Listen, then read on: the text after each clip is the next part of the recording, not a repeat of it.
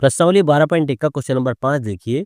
ये question number 5 बिल्कुल question number 4 की तरह है। देखिए, एक घनाकार ब्लॉक के एक फलक को अंदर की ओर से काटकर एक अर्धगोलाकार गड्ढा इस प्रकार बनाया गया है कि अर्धगोले का व्यास घन के एक किनारे के बराबर है। शेष बचे ठोस का पृष्ठीय क्षेत्रफल हमें यहाँ पर ज्ञात करना है। तो सबसे पहले इस अर्धगोले का हमें व्यास मानना पड़ेगा। यहाँ लिखेंगे माना अर्धगोले का व्यास, माना अर्धगोले का व्यास, व्यास को डी से लिखते हैं, इसको मान लेते हैं एल है, मान लीजिए ये। और व्यास कौन सा है इसका हमारा डेल, ये वाला, यहाँ से लेके यहाँ तक ये इसका व्यास है हमारा। एल सेंटीमीटर मान के चलती है, एल इकाई मान के चलिए, इसका व्यास है हमारा एल।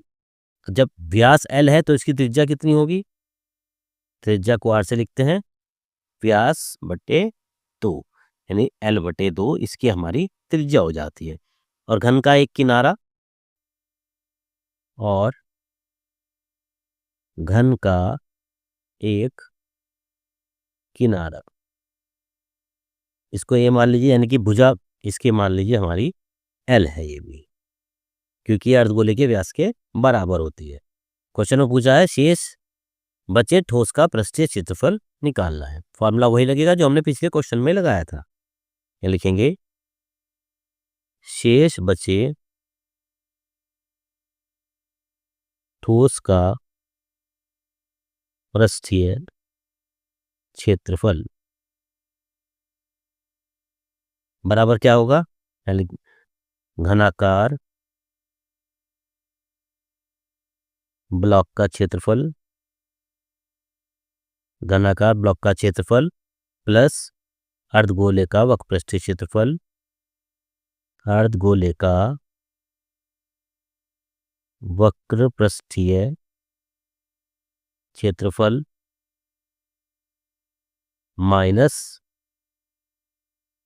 अर्धगोले से ढके एक वृत्त का क्षेत्रफल, एक वृत्त का क्षेत्रफल। फॉर्मूला वही है जो हमने क्वेश्चन नंबर 4 में यहाँ पर लगाया था। अब इसके मान रख दीजिए। अर्धगोलाकार ब्लॉक का क्षेत्रफल, फॉर्मूला 6 गुना भुजा की घात 2 प्लस अर्धगोले का वक्रपृष्ठीय क्षेत्रफल, यानी कि 2 पाई आर स्क्वायर, माइनस अर्धगोले से ढके एक वृत्त का क्षेत्रफल, यानी कि पाई आर स्क्वायर। तो देखिए यहाँ पर हम और छोटा कर देंगे, पिछला क्वेश्चन थोड़ा सा लंबा हो गया था। तो 6 गुना भुजा, भुजा कितनी तरह की है, चलो पहले इसका भुजा लिख देते हैं, भुजा का square plus 2 pi r square minus 1 pi r square, तो ये बच जाता हमारा प्लस के पाई आर स्क्वायर। समझ में आ गया सबके, plus 2 pi r square minus 1 pi r square, यहाँ पर हमारे 1 पाई आर स्क्वायर बच जाता है। अब मान रख दीजिए 6 इंटू भुजा मानी थी हमने एल, तो एल का स्क्वायर प्लस पाई, पाई का मान तो रख दीजिए, चाहे ना रखिए एक ही बात है, चलिए पाई हम जुका तो रख देते हैं, इंटू आर त्रिज्या, त्रिज्या थी हमारी एल बटे 2, यानी कि एल स्क्वायर बटे 2 का वर्ग 4, तो एल स्क्वायर बटे 4 ही हमारी त्रिज्या आ जाती है।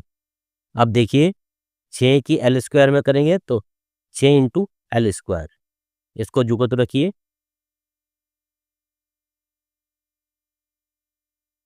यहाँ आ जाता है हमारा 6 L square plus pi L square बटे 4। यहाँ पर हम 4 को एलसीएम ले सकते हैं, लघुत्तम ले सकते हैं, तो 6 चौक ये आ जाता है हमारा 24 L square plus pi L square.